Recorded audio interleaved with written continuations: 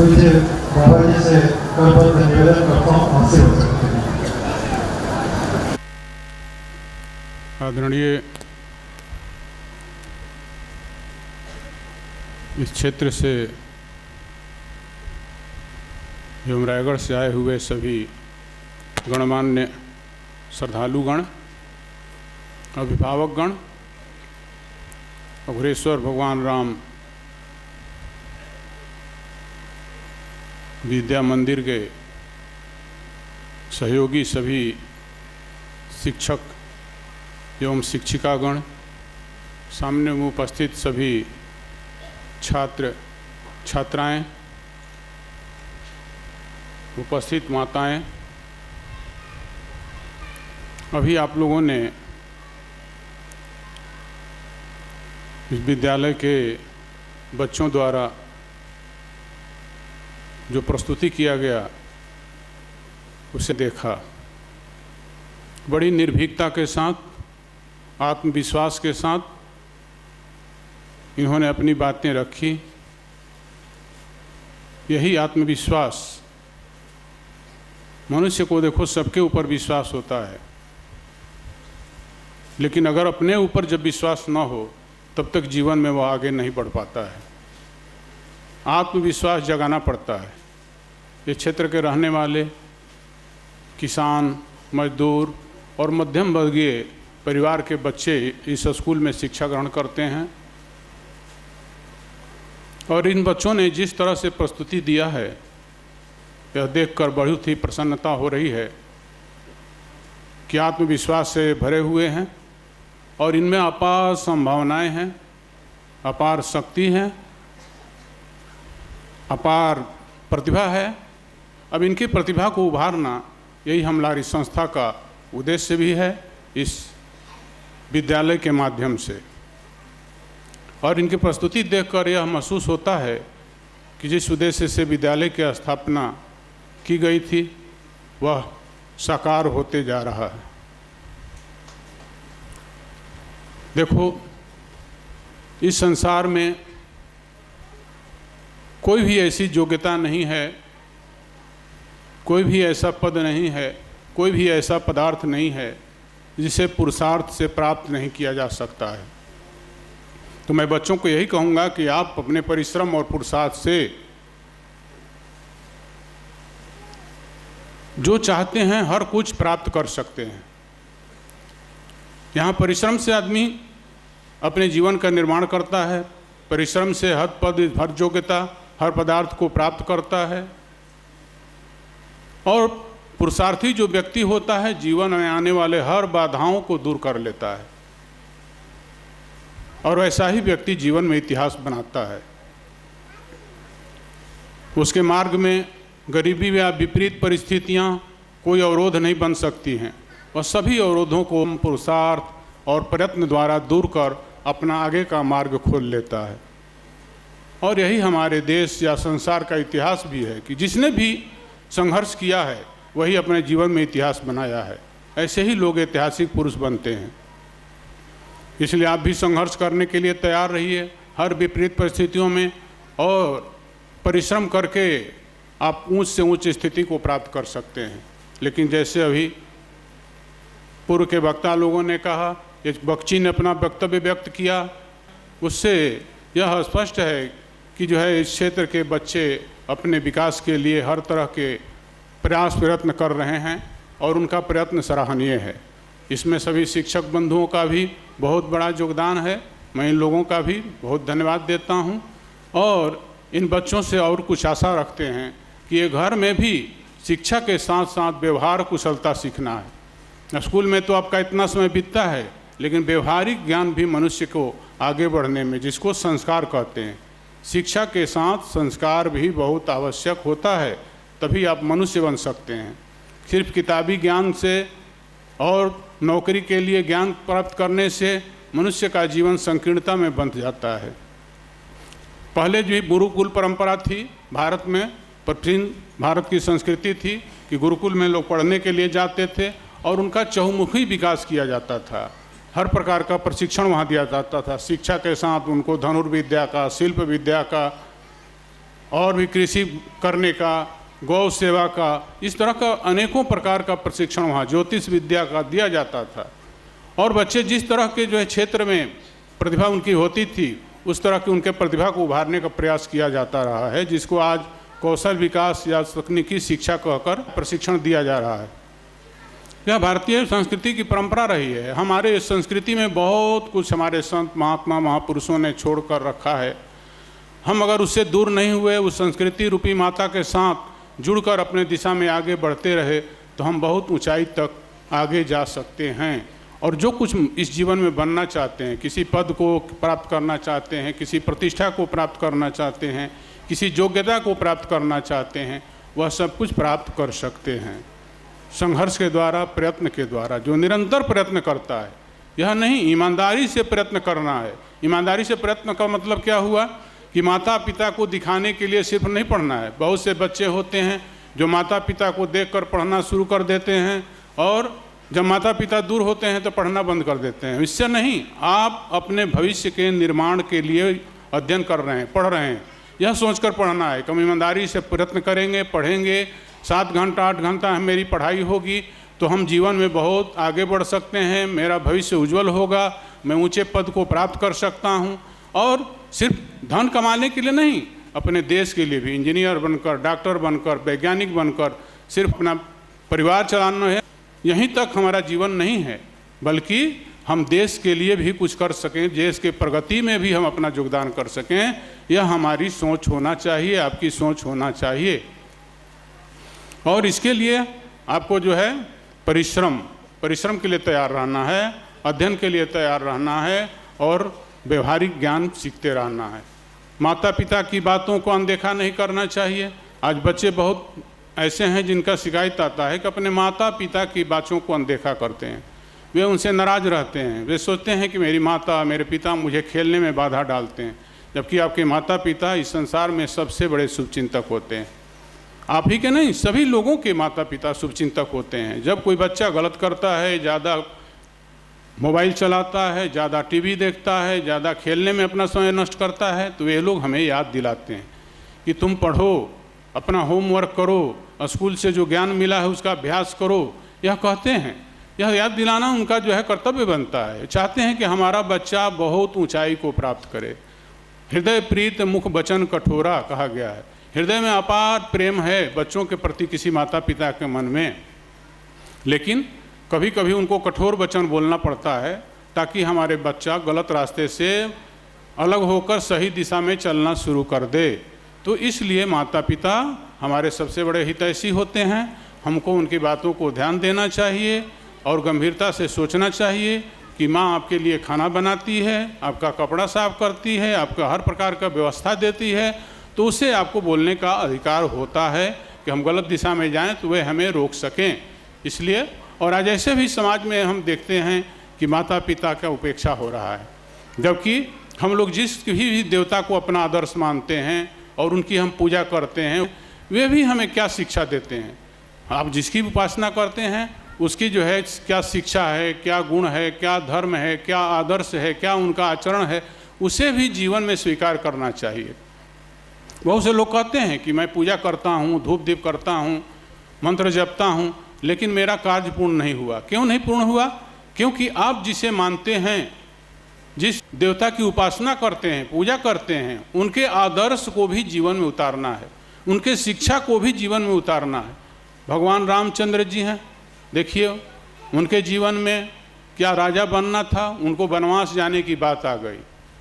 उनकी माता कैकेयी ने राजा दशरथ से उनके लिए वनवास मांगा। एक वर में उसने अपने पुत्र भरत के लिए राज्य मांगा, दूसरे वर में उसको 14 वर्ष के लिए रामचंद्र जी को वनवास मांगा। बाद में उनको सूचना दिया गया, राजा तो मूर्छित होकर गिर पड़े इस वर को सुन करके, इस मांग को सुन करके। लेकिन माता कैकेयी ने रामचंद्र जी को बुलाकर कहा, देखो तुम्हारे पिताजी इतना दुखी हैं तुम्हारे प्रेम से वशीभूत होकर, पूछो इनसे क्या बातें हैं। तो बोले क्या बात है माता? तो उन्होंने कहा कि मैंने 2 वर मांगा है, एक में भरत जी को राजा और तुम्हारे लिए 14 वर्ष का वनवास।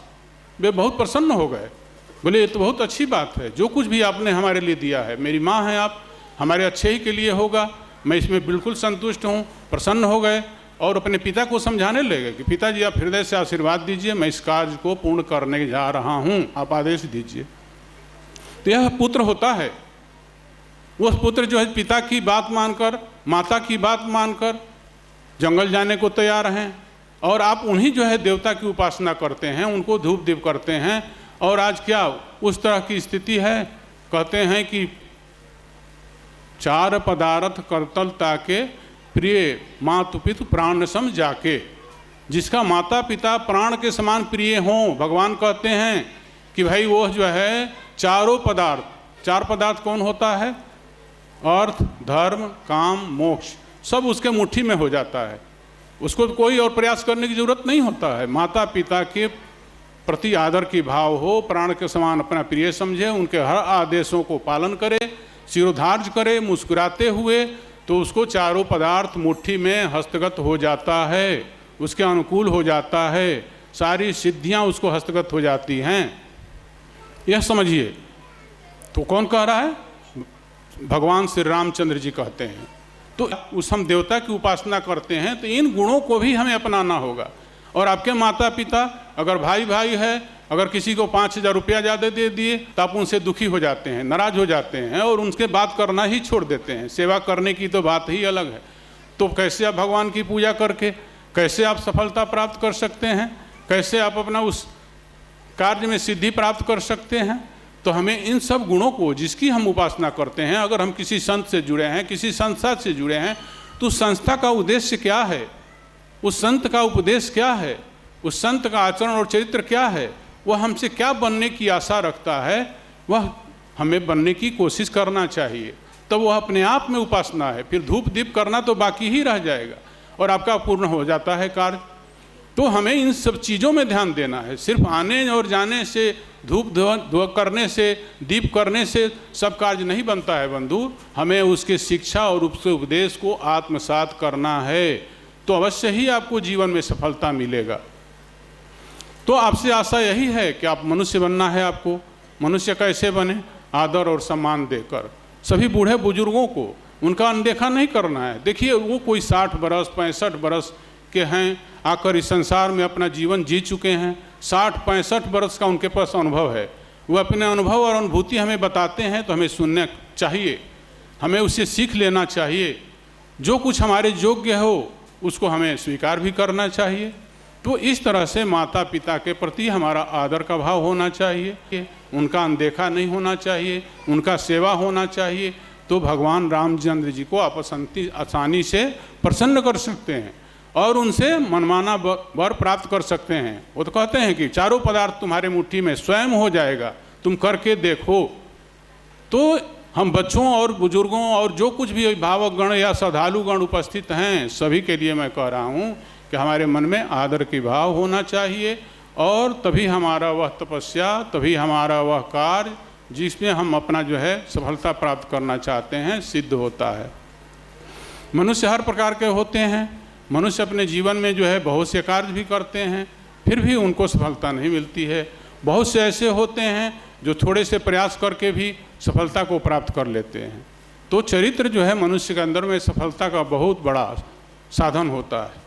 हम अपने चरित्र को ठीक रखकर, अपने चरित्रवान बनकर अपने जीवन का कल्याण कर सकते हैं।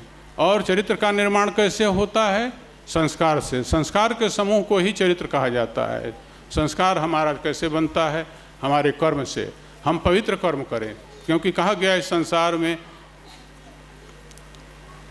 कर्म प्रधान विश्व करि राखा, जो जस करे सो तस फल चाखा। इस संसार में जो जैसा कर्म करता है उसी के अनुरूप उसको जो है फल की प्राप्ति होती है। जो जो जैसा जैसा कर्म करे उस तरह का भी फल प्राप्त होता है। हम अच्छे कर्म करेंगे तो हमको अच्छे फल की प्राप्ति होगी, हम बुरे कर्म करेंगे तो हमें बुरे फल की प्राप्ति होगी। जो विद्यार्थी खूब अच्छी परिश्रम करता है उसके अच्छे अंक प्राप्त होते हैं, जो उससे कम मेहनत करता है उसके कम नंबर प्राप्त होते हैं, और जो बिल्कुल मेहनत नहीं करता है, स्कूल से जाने के बाद पढ़ता ही नहीं है, ध्यान ही नहीं देता है, प्रतिदिन आता नहीं है, वह क्या होता है? अनुत्तीर्ण भी हो जाता है, वह फेल भी हो जाता है। तो यह प्रत्यक्ष हमको दिखाई देता है। फिर भी लोग कहते हैं कि अब हमारे यहाँ से जाने के बाद, मरने के बाद क्या होगा, ऐसा नहीं बंधु। संसार में ही मनुष्य के परिश्रम का, संसार में ही मनुष्य के आदर्श का और उसके जीवन जीने की जो शैली है, कर्म हैं, सभी का जो है फल प्राप्त होता है। सबका फल हमको इस संसार में प्राप्त होता है, दिखाई देता है। जो आगे है, जो ऊंचे स्थान पर है, जो कुछ न कुछ क्रियाशील है, कुछ करता है, समाज के लिए सेवा करता है, वह जो है व्यक्ति सुखी है, वह शांत है, वह स्थिर बुद्धि कहलाता है।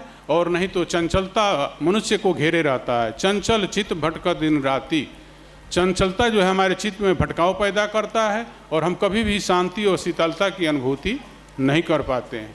अगर आपको शांति चाहिए, आपको शीतलता चाहिए, तो हमें उन आदर्शों को स्वीकार करना होगा जिस संस्था और संत के साथ जुड़े हैं। वो जो कुछ हमको दे रहे हैं कि भाई हमें कुछ गरीबों के लिए भी करना है। हमें अपने लिए तो सब जीता है, जो दूसरे के लिए जीता है, पराये के लिए जीता है, वह व्यक्ति महान होता है। और ऐसे व्यक्ति के लिए कहा गया है कि उसके लिए इस संसार में कुछ दुर्लभ नहीं होता है। पराधीन, वह पराधीन जो हो जाता है उसके लिए जो है कुछ संसार में दुख ही दुख होता है। और जो स्वतंत्र होता है, जो दूसरे के लिए करता है, परहित सरिस धर्म नहीं भाई, पर पीड़ा सम नहीं अधमाई। जो परहित करता है, दूसरे के दुख में मदद करता है, सहयोग करता है, ऐसा व्यक्ति के जीवन में कुछ भी अभाव नहीं होता है। हर कुछ सुलभ होता है, हर कुछ सुगम होता है। और जो दूसरे को पीड़ा देता है, दुख पहुंचाता है, उसके समान कहा गया है कि पाप कुछ इस संसार में नहीं होता है। इसलिए हमारा कर्तव्य है कि हम दूसरे को सुख पहुंचाने की कोशिश करें, दूसरे को हम कुछ न कुछ सहयोग करने की कोशिश करें। वो भी आपके आसपास में गरीब बच्चे रहते हैं, उनको किताब दे दीजिए, कापी दे दीजिए, कलम दे दीजिए। आप में जो क्षमता है, आप एक कॉपी दे सकते हैं तो एक ही कॉपी दीजिए, एक कलम दे सकते हैं तो एक ही कलम दीजिए। लेकिन जो सामर्थ्य है, हमें बच्चों पर ज़्यादा फोकस करना है। क्यों इन पर ज़्यादा करना है? क्योंकि बच्चे देश के कर्णधार हैं। इसलिए हमें बच्चों को पढ़ने से वंचित ना हो जाएं, शिक्षा से वंचित ना हो। इसलिए हमें उन बच्चों को देखना है कि हमारे मोहल्ले में अगर कोई ऐसा बच्चा है जो कागज़, कापी, कलम के अभाव में शिक्षा नहीं ग्रहण कर पा रहा है, तो उसको हमें देने की कोशिश करना चाहिए। यहाँ भी आप सभी लोगों का सहयोग है।